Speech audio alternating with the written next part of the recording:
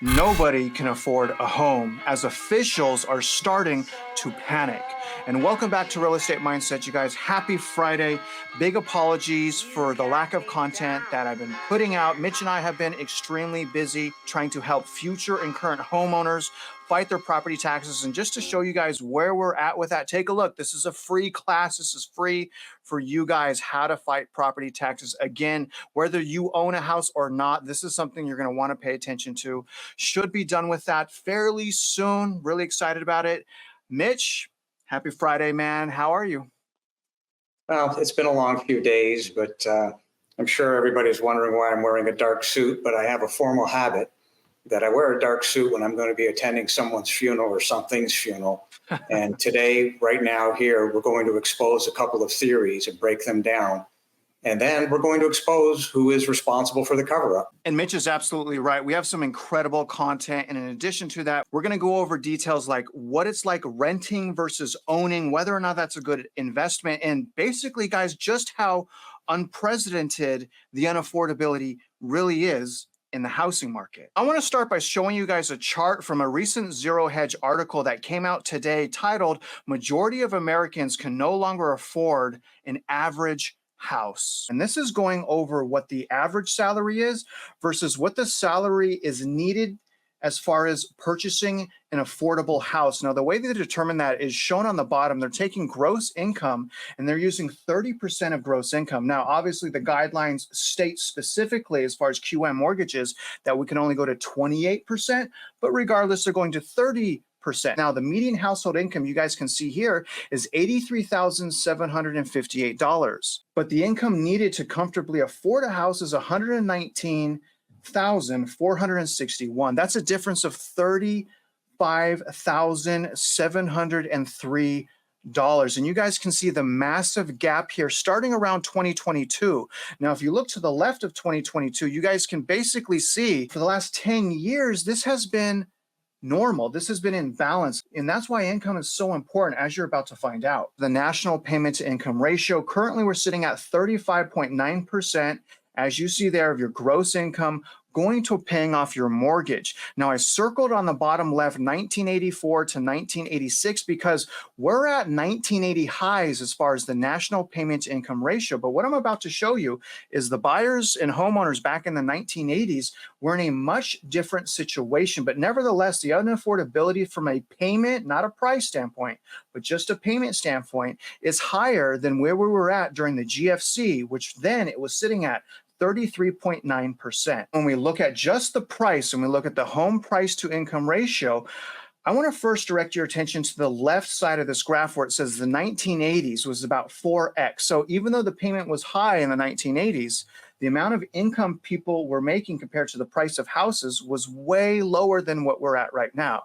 As you guys can see, we're sitting at 7.74 times median household income to home price. So what I'm demonstrating here is just how bad the prices really are when compared to income. One more chart showing that. Now, I call this chart the Fed's wealth gap chart. And also we can see here that there's a double bubble.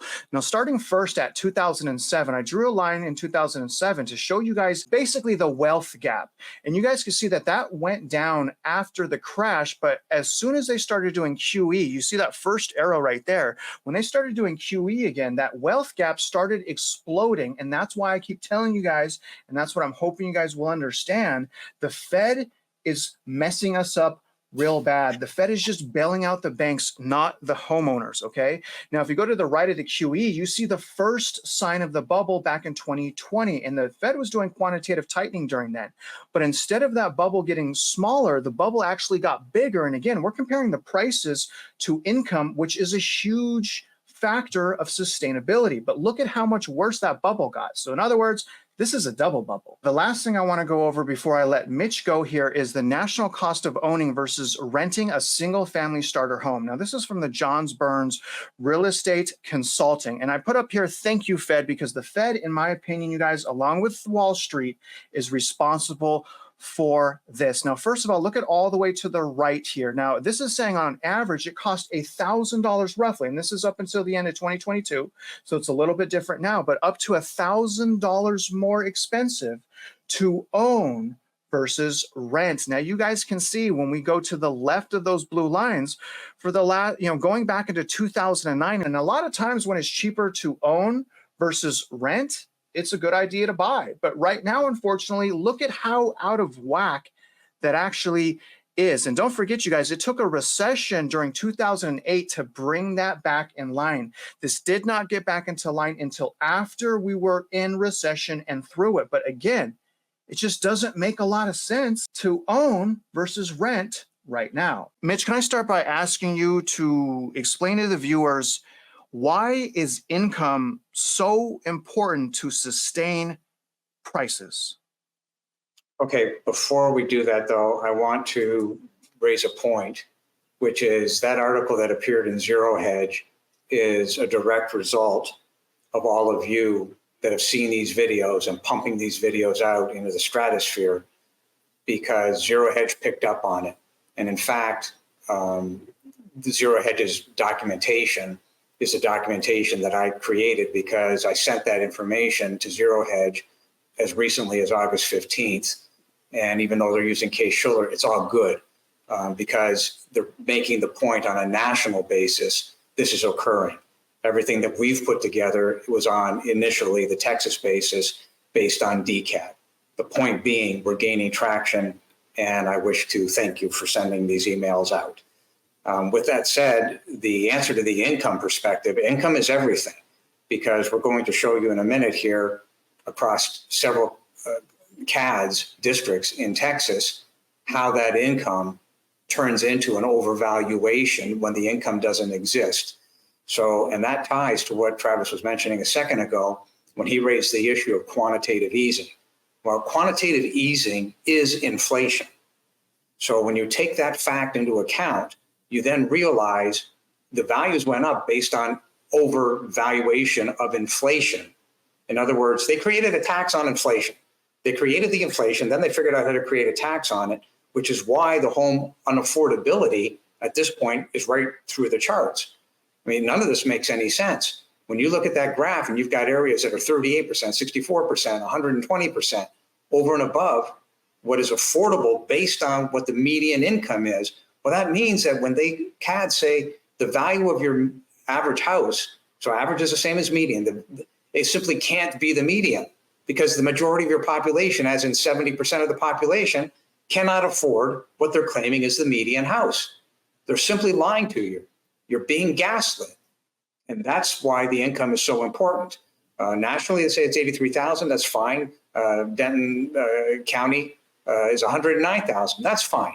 But the bottom line is, when they associate the 109,000 with a $514,000 house that we have verified cannot justify more than a $300,000 home at max, you've got a $200,000 delta. And that problem turns into the bonds, as we will discuss here shortly. Appreciate that, Mitch. Now, guys, stay with us here, because now what we want to try to do is paint the picture on the differences versus renting versus owning right now. And then basically, just for anyone that's struggling, should I buy, should I not buy? I mean, things are so crazy right now for price and for interest rate. We want this to be, clear. And if you do purchase a home, we want you to really understand what you're doing. So I'm going to start by showing them this chart. So I'm going to have Mitch explain the left side of this chart, and I'm going to explain the right side. And essentially what we're trying to do is Mitch is going to show you where you're going to be at in 8 years if you purchase a home for $250,000. Mitch, take it away, brother. Okay, so I mentioned in a prior video the idea of people looking at things from their own personal balance sheet, even though you don't think of yourself that way, but you should. So the home purchase price, you buy a house for $250,000 and you were doing it legitimately without a builder's incentive, et cetera, you would normally put down 20%. That 20% is $50,000. If you take a loan interest payment out at $750, which is reasonable, and you have $4,000 of closing costs, which are rolled into the loan at the closing, and you hold that house for 8 years. That's a standard amount of time that most people would own a home before they sell it. And if that home appreciated at 5% a year, which is reasonable, that falls within line of use, Pat, The appreciation over that 8-year holding period would be $100,000. The home value after 8 years is $350,000. Okay, that sounds pretty good. 350 minus 250. Yeah, it's not so bad. We're making money. Yeah, no, you're not. So here's how it turns out. The mortgage interest on a 25-year AM is $18,300 per year. The monthly mortgage payment is $1,525. 8 years of mortgage payment is $146,407. The maintenance, just assuming a 1% of the $250,000, is $20,000. The insurance, that's over the 8-year period. The insurance over the 8-year period is $30,000. Your property taxes at just only 2%. There's some people that have 2.35, some people have 1.85, but run it out at 2%. That's $40,000 over 8 years. Your total expenses are $236,000. Your profit now, negative $136,000. The point being that people have to live somewhere. So after 8 years, you're essentially, at a loss of $136,000. Now, what I wanted to do, to be fair for the viewers, is I actually accessed an amortization schedule, and I put $250,000, 7.5%, and over 8 years, you would actually pay down only $24,305, which means if you count the amount of money that the loan is paid down, you would have a net profit of negative $112.102. Because remember, you guys, it's not until generally halfway through the amortization schedule is when you really start paying down the principal. The first 5 years of an amortization schedule is almost a complete waste of money. That was negative $112,000. Yes. Yeah, negative $112,000. Now what I want to do is compare if instead of purchasing a $250,000 house in Dallas, what if you rented the similar or same house? Now, in order to do that, let me show you what houses are selling for and renting for in Dallas, and then I'm going to show you guys something shocking. When it comes to a $250,000 house, the square footage ranges from about 700 square feet to about 1,484 square feet. So if you're going to buy a $250,000 house in Dallas, it's probably going to be around that square footage. If you're going to rent a house in Dallas at the square footage of about 1,000 square feet on all the way down to about 1,700 square feet, the payment's going to be right around $1,750 to $1,800. So what we're going to do, guys, is we're going to take $1,800 as rent. In other words, instead of buying that $250,000 house, you're going to rent a similar house for $1,800, which is a difference of about $662 per month. And let's see now, what if you took that $662 and invested that money? Let's see how much money you would have made over a period of 8 years. So instead of losing $112,000 on your home, if you were a smart renter and you were taking that money and you were investing it, you would have made roughly $202,759. That is the power of compounding interest. I think, and Mitch did this based on a 14% compounding interest, which is the average return for the stock market, I believe. Yeah, it's the average return for the S&P if you had taken your money and simply put it into an index fund. Not stocks, nothing else, just a straight up index fund. Mitch, before we talk about how did this happen, can you tell the viewers whether or not you believe, is buying a house right now a good investment overall? Everybody has to live somewhere, so they have a personal decision that they have to make. But the reality is we're in a different world. The real estate world is not what it was 5 years ago, 7 years ago, or frankly, really since the Great Depression. What they have done by virtue of quantitative easing, in fact, has created all this inflation. The Fed has, without exaggeration, effed up everything that they have touched since the day they existed in 1935. And now all these problems are coming home to roost simultaneously. This is why you have the taxing entities screaming, give us more money or we're bankrupt. And as I said, you're already bankrupt. Giving you more money isn't going to get you out of bankruptcy. It isn't going to fix this problem. All it's going to do is bankrupt the rest of America. So Zero Hedge coming out with that and saying, here's the truth across the United States, which is in fact a mirror image of what we've been working on since the day Travis and I started these videos to get this explained to everybody. So we're in a different world. Now, it's great if you say, I have to have a house, I've got a family, I want to buy it. No harm, no foul, that's your business. However, you should be able to go in with open eyes and understanding what it truly means. And even speaking for myself, as people know, I'm not building right now today because of this. I'm not blind. I see exactly what's happening. And we're spelling it out for people. You have got to be careful, because if you're not, you will end up a victim. This problem isn't going away until these property taxes are eliminated and people can start to build legitimately their own personal balance sheet. And that's what this is. Yeah, in other words, guys, what Mitch is specifically telling you, it starts with awareness, right? And part of that awareness is understanding what affordability and what price and all of those things are. And I'll add to, other than the awareness, having no consumer debt. For Mitch, that's obvious, right? For some of the viewers, no, having no consumer debt, having at least 6 months, even a year of payments saved in your savings account. Don't go broke purchasing a house. Make sure that the payment is under 30% of your net income, right? Certain things like that, you guys. And don't buy an overvalued house. Use the comparables, look at comps in a subject property subdivision, and determine what houses are selling for, and make sure that the house that you're buying is selling for under that, just to try to pinpoint exactly, how this happened and really where this is happening from. Let me show you guys this next set of data. Mitch put this together, and what he's trying to show you guys is how bad the overvaluation actually is from these central appraisal districts. Now, honestly, guys, Texas, in my opinion, at least, is ground zero. But what he did on the left side is he basically showed you what the S&P annual return was. He averaged that out over a period of 10 years and got a return of about 14.59%. I appreciate you doing that math. Math is Mitch's strong suit. That's why I think I appreciate you so much, Mitch.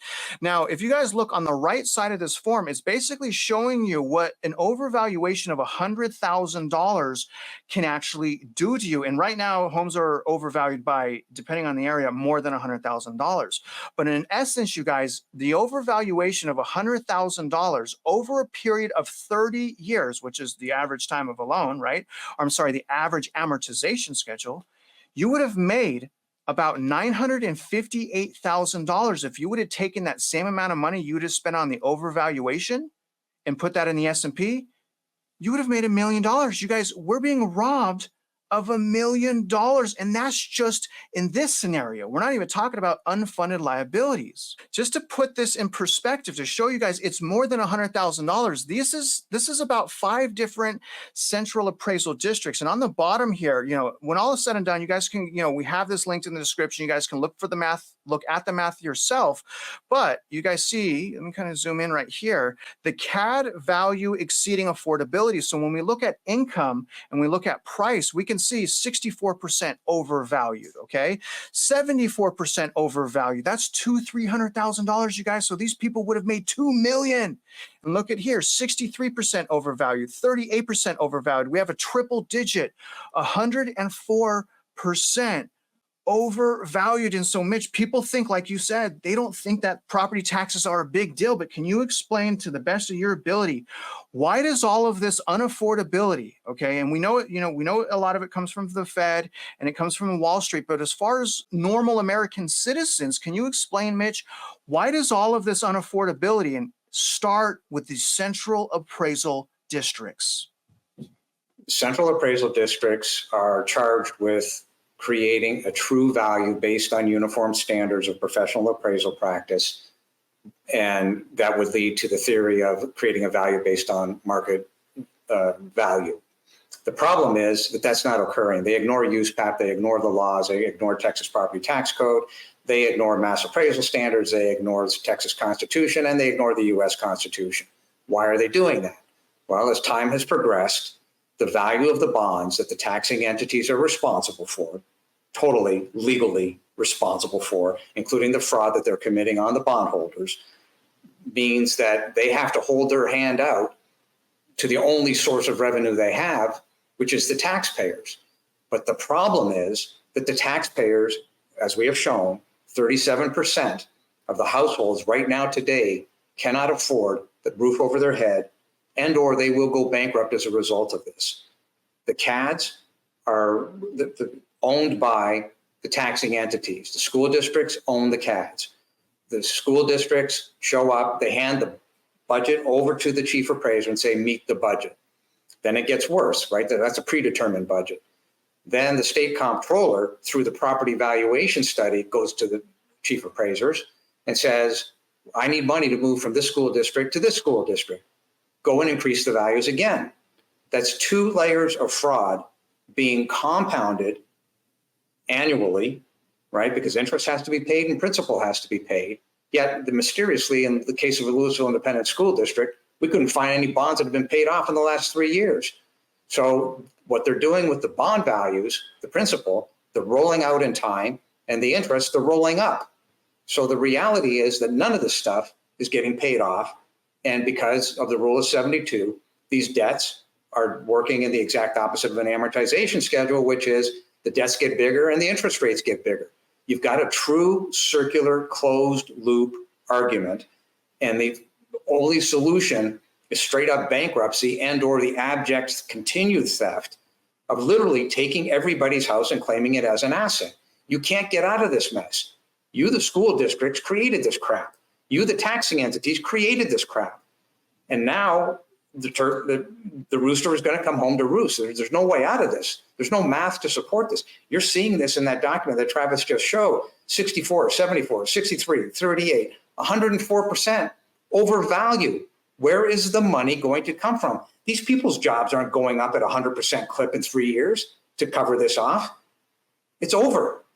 Wake the hell up, you, the politicians, and we're going to get to that in a second. That's why I'm wearing my dark suit. We're not in the same world that we once were. You know, it sounds like you're 100% right, because homeowners right now, especially new ones, Mitch, are glorified renters. And it sounds like, you know, on top of the overvaluation, on top of the CADs breaking American families and robbing them of their dream of homeownership, which is the biggest investment of most people's lives, you know, they crush that. They have a fake pension, fake and broken pensions. They don't even have the money to pay the teachers. I mean, the whole system is broke. And it seems, Mitch, it seems like the officials finally, they're taking this seriously and they're starting to panic. Let's see what Texas is doing. This article just came out and it's referencing a couple quotes from your friend, Mitch. Now, this is from Texas Scorecard. Texas Comptroller releases study on housing affordability challenges. Texas continues to suffer from elevated prices and high interest rates that put significant upward pressure on the cost of borrowing and home ownership.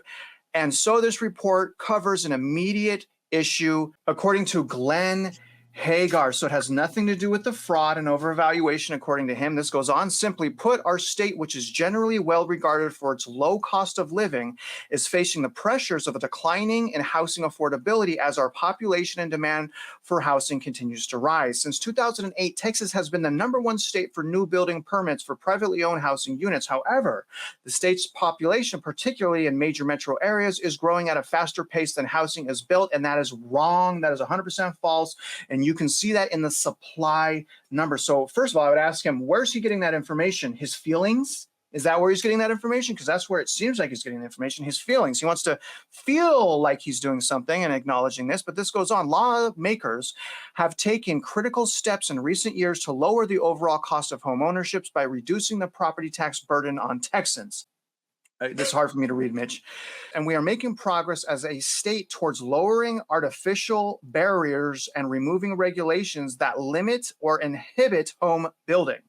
So he's talking about home building again, and the issue is the property taxes, but let me keep going. But the issue remains daunting and key to our continued overall economic health. My office will continue to work with legislators to provide support as they work to address these issues and prepare. And here's the thing, okay? This next word, okay?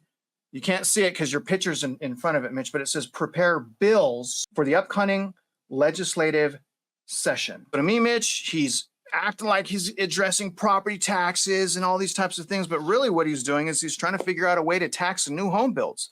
Can you tell me, you know, by what we just read, is he doing enough to make change and to make homes more affordable again? No. Mark my words, what you just read is an exhibit in an up-and-coming lawsuit. I'm certain that Mr. Hagar is a nice person. That's not what the issue is here.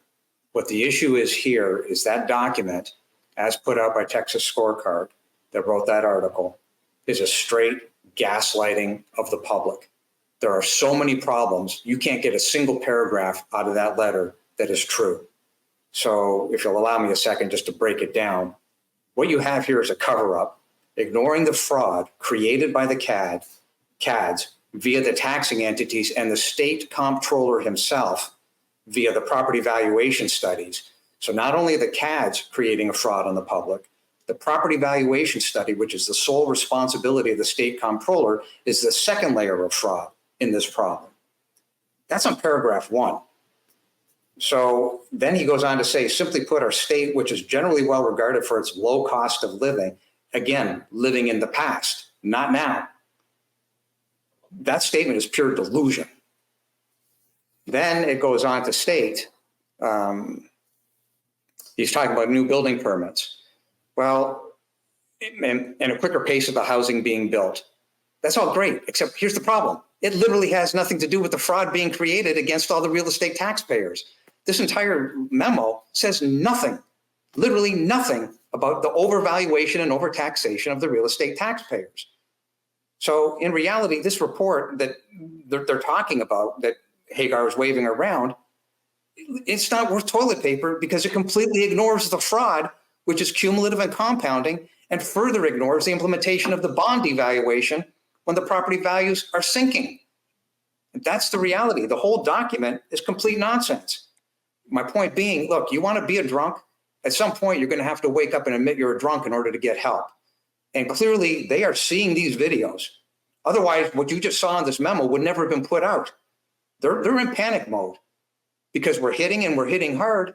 And to that point, Mr. Hagar, I am quite sincere. I'm offering you the opportunity to sit down with me. We'll have a debate. Travis will film it. Let's go. You take 15 of the best people you've got. Take a couple attorneys that want to represent you. No problem. Take the people that wrote the memo. No problem. Take a couple people that work for you. One of the questions that I would want asked right into the public, our mole literally filed a formal complaint with you 3 years ago. You went silent, crickets. And the only thing that came back was, well, we don't have the right to enforce. At the request of the FBI, I personally was told, file the complaint with the state comptroller. That was 2 years ago. Crickets. The only thing we get back, we don't have the right to enforce. Well, if you don't have the right to enforce and you're gaslighting the public, like I said, that memo that just came out from the scorecard, yeah, that's an exhibit. You guys better take my class. You guys better take my class so we can do something about it. Now, in addition to what Mitch is saying, also, what we haven't reported completely to you guys is we've been receiving multiple articles and data stating that these schools are having emergency meetings, guys, emergency meetings, not about how to lower taxes. They're having emergency meetings trying to figure out how to raise taxes because they need even more money.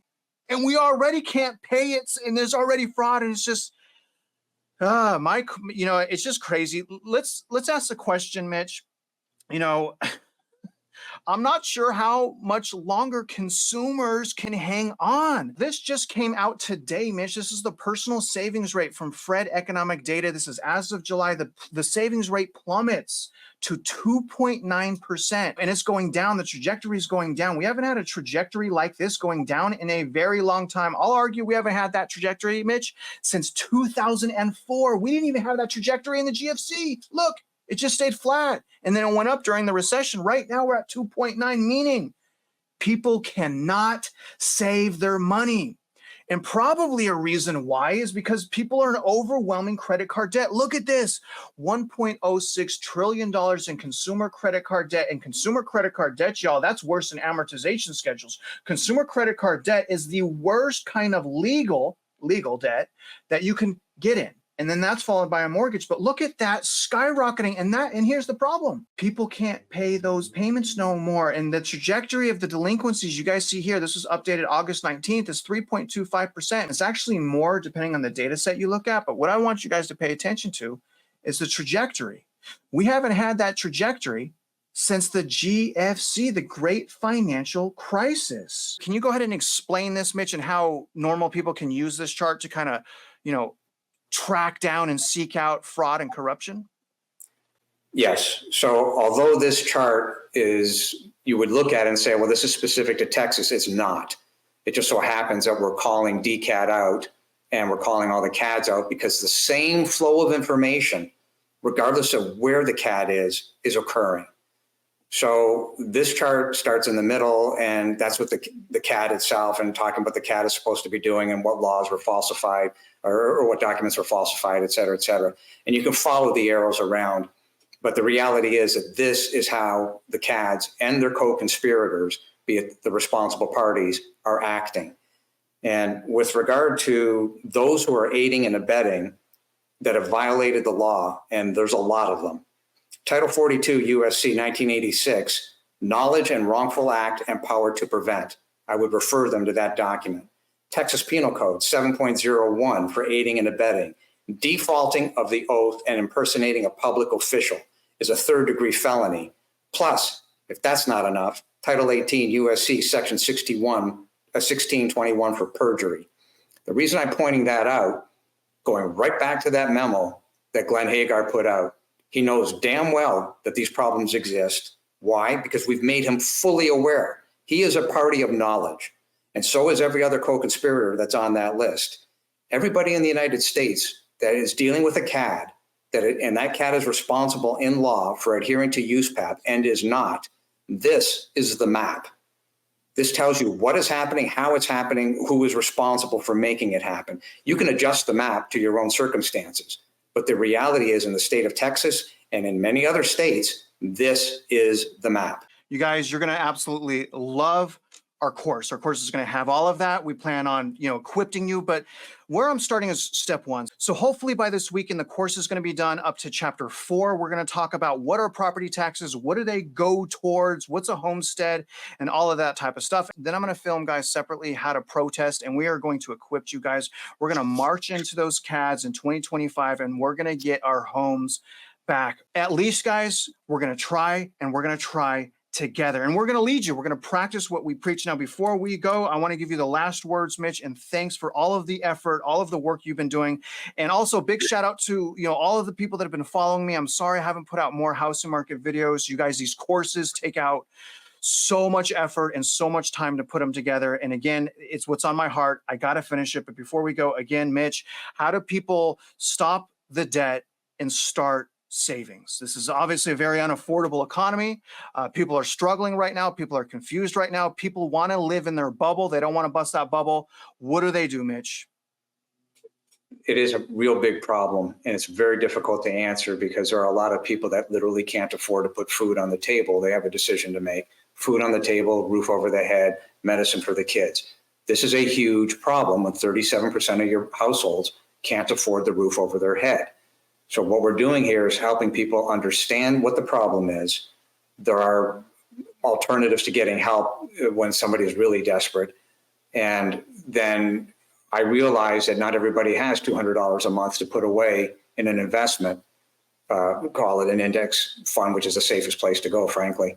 But that idea shows you that if you own the real estate under your feet, and that would give you your own personal balance sheet. There would be a reason why you are working, right? You're working to pay off that mortgage so that at the tail end of the day, in 30 years from now, you have a pretty nice nest egg.